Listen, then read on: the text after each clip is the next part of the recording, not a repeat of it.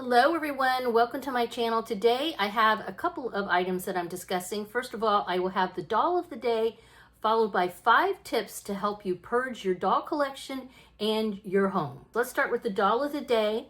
I have Jo here. She is from the Madame Alexander Little Women collection. I got her as a gift when I was a child back in about the mid-70s. She's 8 inches tall. She has sleepy eyes. They're brown eyes, but you can see when you put her down there you go. Her eyes close. Are they closing? I can't see because of my, there she goes. She's closing them up. And she is actually in surprisingly decent shape. She isn't yellowed or anything like that. She spent most of her time in a curio. She actually belongs in this curio right over here. All right, so this is a little doll from my childhood, Jo. And it's interesting, back in the day when I first learned about Little Women and watched the movies, and then of course I read the book and that kind of thing, Beth was my favorite, but as I got older, I guess because I'm an author, Jo, of course, was my favorite character. All right, so let's talk about those 5 purging tips. And this is going to be a very audio type video. I am going to throw up some pictures here and there, but it might be a good video if you're just wanting to listen to me, and you can put your earbuds in or put me on the speaker and you're driving or something like that. I hope you find these helpful. So the reason why I decided to talk about these 5 tips is because I did a short form video not that long ago on this channel where I showed this particular room. This is my home office. It has a number of other items in it. Well, you know, you can see the big old printer scanner thing there, copier. And then I have my jewelry making supplies, that kind of thing.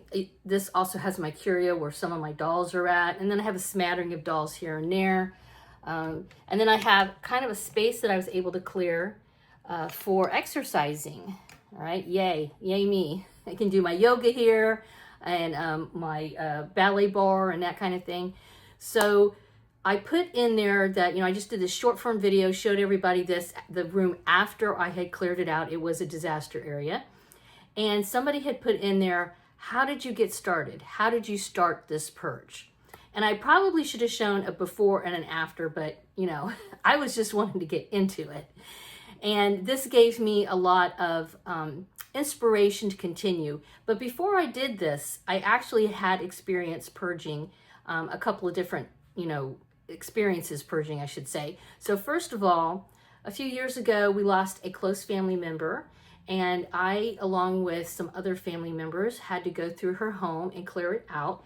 She did, before she passed away, she left all of her sewing supplies and crafting supplies to me, which was a lot. At one point, there were 63 bags, garbage bags, big, you know, 30-gallon size garbage bags of crafting and fabric stuff in my living room. It was a huge mountain. I think I might have taken a picture. If I can find it, I'll maybe put it in here. But anyway, just imagine that. So I had to go through all of that. And I also went through a lot of her clothing, her shoes, purses, you know, that kind of stuff. And so that actually kind of got me started to do it for myself. And then before I did this room, I did my own closet and that kind of thing. So that's really where tip number 1 starts. Pick something simple and easy. And this really is sort of a Marie Kondo kind of tip here. And I will say, I find her information useful. I've read her books. I've watched her shows on Netflix. I do not do exactly what she suggests that you do because it's just a little too much for me. But I do find her philosophy was very helpful. And one of the things that she suggests is to start with something simple. And that would be typically clothing. So even though I know some people are like, what about the dolls? I'll get there in a minute. But for me, starting in my closet and my drawers, you know, like the underwear drawer, folks, boy, get a garbage bag, get going. I don't think most people are emotionally attached to underwear. So that's probably one of the easiest things you can start. And it's like, once you get going, you got this, you know, you've got this big boulder and you're just chipping at it. Once you get going on that boulder, you'd be surprised. You start cracking, things are falling off. You start getting progress and it makes you want to do more. You know, the more you do, the more you want to do. So start with drawers of clothing. I had 2 drawers of t-shirts and I also had t-shirts hanging up in my closet. So Now I have one drawer of t-shirts, and I still have I have t-shirts hanging up in my closet. I like to wear t-shirts. I'm a t-shirt person. And I got rid of a lot of my school clothes, and I would say that was one of the things that prompted me too. I was retiring, and I was like, I don't need, 20 button-down Lands' End shirts and 10 pairs of black pants anymore. That was kind of like my teacher uniform. I don't need all those. I will keep 2 pairs of black pants and get rid of all the rest of them, right? So I hardly wear long pants, by the way. I typically wear shorts or capris. So, I'm a casual kind of dresser. I don't dress up on a normal basis unless I was going to work or that kind of thing. So start with something small. Clothing, books. Books are another thing. And I love books. I'm a retired English teacher. So obviously that was a little bit difficult for me. But come up with some rules for yourself when it comes to things that you're getting rid of. With the books, I asked myself, have I read it? Will I read it again? Okay. Have I read it? Will I read it again? If I'm not going to read it again, why am I keeping it? Have I read it? And if not, really, am I really going to read that? Okay. How many copies of Pride and Prejudice do I really need? I don't need 6 copies of Pride and Prejudice. I need 1 copy that I can read because I reread that book a lot. So I need a readable copy, and then I have my pretty copies. I can keep those. So that's, come up with these kind of rules for yourself as you're trying to purge things, your clothing, your books, that kind of thing. Now, as far as the dolls go, again, start simple. And so look at Playline dolls or dolls that you just, you right away, you can look at. For me, I looked at stuff and I was like, okay, I have a whole bunch of these thrifted Barbies. I had about a half dozen thrifted Barbies.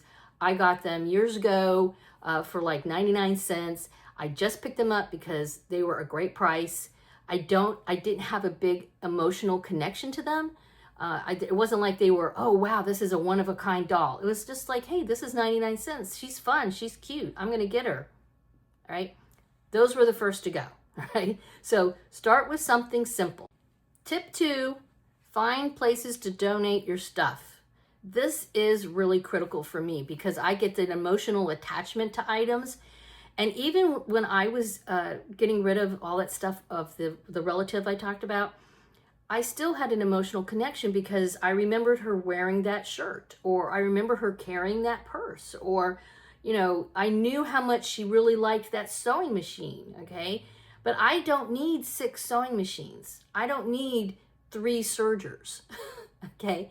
So I went around and I just, made phone calls, made emails, scanned the internet. I did a lot of, virtual legwork to figure out and find places where I could donate items that I felt the organization would have a good use for. So for example, tons of fabric. Oh my gosh, so much fabric, beautiful fabric.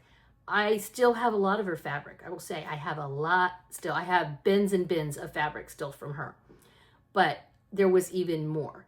So I contacted, for example, the college where I worked at. I contacted the theater department and asked them if they could use fabric because, of course, they have to make costumes for the productions that they do. They also need fabric even for things like, the staging. They need curtains for the stage, props, that kind of thing. They're making a window and they need curtains for the window.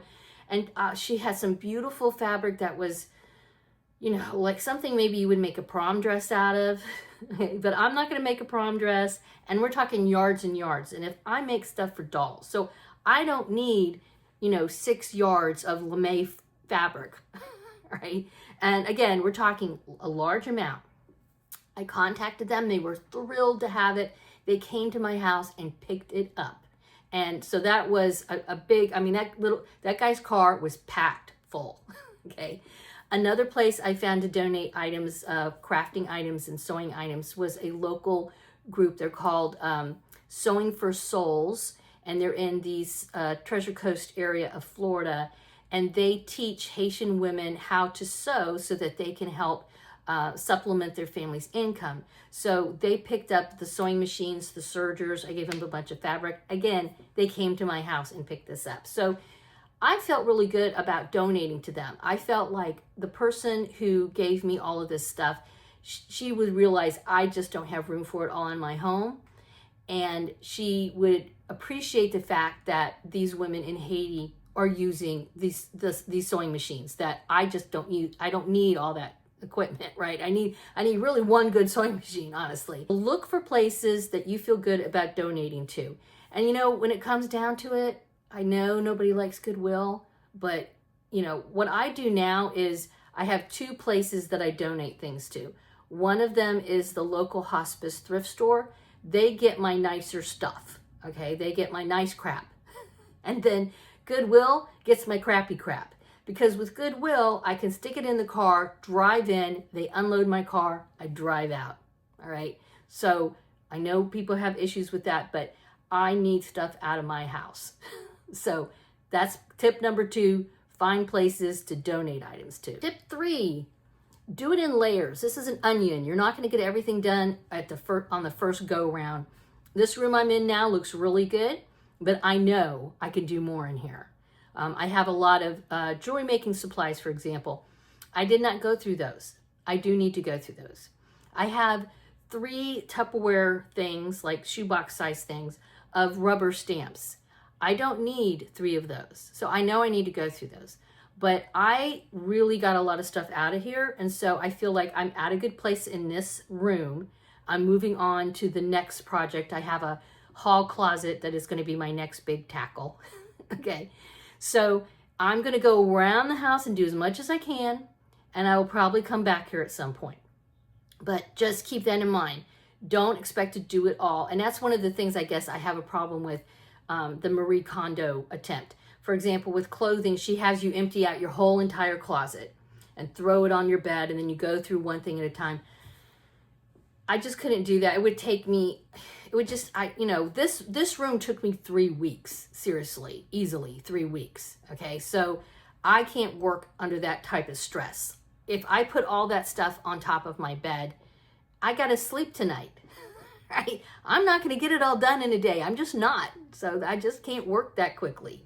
So don't expect you to get everything done the first time. Go do as much as you can with one room, get it clean, get it organized as best you can, with the idea that you can come back and do it again. Number 4, and now I'm going to tell you the opposite of what I just told you about Marie Kondo, right? Does it spark joy? That is, to me, I feel like the central question that you constantly have to ask yourself. Does it spark joy? That is so difficult. Do you like it or do you love it? Are you using it regularly or do you never use it, but you just like it? Do you just love it even though you don't use it? I mean, these are questions you have to ask yourself, and you have to have a serious conversation with yourself. And that conversation just goes on and on and on. I'll give you an example. I had a basket that I bought years ago, probably easily almost 40 years ago. I bought this basket. It's a big basket. I'll put a picture here. I think I took a picture before I left because I loved it so much. And I loved that basket. I used it for years. It's a functional basket, very well made. It actually was still in really great shape. But it was getting in my way. I had it in another room and it was constantly in my way. And I didn't really have a need for it anymore. It wasn't bringing me joy anymore. It was in my way. It was making me feel bad because I was like, I really like it, but I don't need it. I don't know what to do with it. And I'm getting rid of stuff. That's not joy. It's not giving me joy anymore. And then I realized, somebody else could use this basket. So that's one of the items I brought to the thrift store over the hospice thrift store, because I realized it's a good basket. It's really pretty. It's still in great shape. A good well-made basket is going to last forever. And so I put it in the front seat with me as I drove to hospice, and I kind of just looked at it. But it didn't really bring me joy anymore. And so that was a tough thing. And I would tell you, probably I thought for 2 or 3 days about whether I wanted to keep that basket or not. And that's kind of leads to my next tip. Tip 5, give yourself grace. Cut yourself some slack. Okay. This is physical and emotional. and mental. It's all kind of wrapped up together. It's physical in that, you know, you've got to get boxes, you got to load stuff up, you got to get it to your car, then you got to drive it somewhere sometimes, or, you know, like I said, sometimes you can get people to come pick it up. But if you're going to donate it to like a thrift store or Goodwill, typically you have to bring it there. So there's a lot of physicality involved. But even more so, I found the emotional drain was even something that I didn't really expect as much as I experienced. I did feel that, like I said, with when I was clearing out my relative's home, you know, I would find things like half-finished projects of hers that just, you know, broke my heart. She didn't get to finish it. And I totally get that. I can't tell you how many UFOs I have around here. You know, if you're a maker, you know what I'm talking about. So there's that. That's emotionally, you know, there are things that I knew that she had a connection to, and I wanted to do what I could to honor her when it comes to that. But I could only do so much. So same thing with my own stuff. I told you about the basket. I spent 3 days, you know, mulling over getting rid of a basket. Okay. It sounds totally stupid. When I explain it to people, I think you probably think I'm an idiot. All right. But for me, the basket was just one of many items in my home that I had to go through this emotional, mental, you know, gymnastics. Am I going to keep it? Does it give me joy? But it's really good. It's a good basket, you know. Another example, I found an old Kindle. This is an old one. It was in a nice little, you know, pouch. I remember using it. I actually tried to plug it in and let it charge. It wouldn't charge, wouldn't charge. I messed with it. And then I finally was like, okay, girl, get a grip. First of all, I don't really like to read online. I maybe that's going to change now that I'm not teaching anymore, because I read a lot online. And so I was always reading on a screen, and that's not my favorite. So I personally feel like, for me, a better fit is hard copy. And if I did want to read online, now there's an actual Kindle app, and I could just read on my iPad. I don't need this device that doesn't even work. And even if I could get somebody to fix it, it was like one of the first ones that ever came out. I did look online, what to do with an old Kindle. Oh, you could turn it in and get a new one. And look, I'm not going to use it. Throw it away, Tammy. Just throw it away. Again, though, I spent probably 3 to 4 days in angst over that stupid thing before I let it go. But I will say, once you start letting things go, you feel so good. You feel much lighter, all right? Like this room, I wish my whole house looked like this room. And that is my goal. But it doesn't now, but that's okay. It's going to happen. And like I said, give yourself grace, give yourself a break, do the best you can. You're not going to do it all in one day. Chip, chip, chip, chip, chip at the big rock. I hope you found these 5 tips helpful, both for purging items in your home and purging your collection a little bit. And let me reiterate, I'm not telling anybody to purge anything. I just know that's usually something a lot of us do about the beginning of the year, this time of year. We start looking around, doing some spring cleaning and that kind of thing.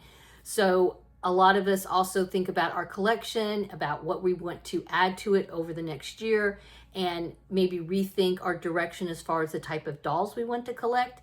And so for me, they kind of go together. And I've always been the type of collector where I'm buying and selling and rearranging and changing my direction when it comes to dolls. Most of my dolls, as you know, are Blythe dolls. So even with the Blythe dolls, though, I've been letting some of those go and just picking the ones that really bring me joy, the ones that just make my heart go pitter patter. Okay. And that is a personal decision. I'm not suggesting anybody else do this. It's just, like I said, somebody asked me how I got started, and so here you go. I'm telling you how I got started and giving you some tips. I'd love to know if you have anything you'd like to add down in the comments below. I'm sure everybody out there has their own tips that they could share as well. As usual, please give this a thumbs up, subscribe if you haven't become a subscriber already, and have a wonderful Dolly Day. Bye-bye.